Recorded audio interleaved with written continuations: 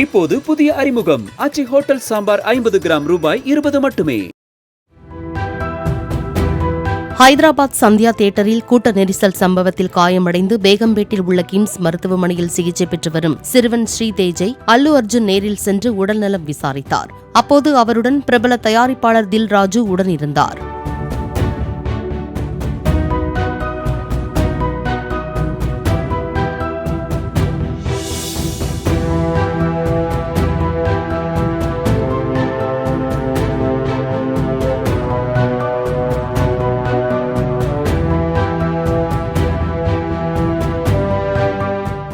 இப்போது புதிய அறிமுகம் ஆச்சி ஹோட்டல் சாம்பார் 50 கிராம் ரூபாய் 20 மட்டுமே.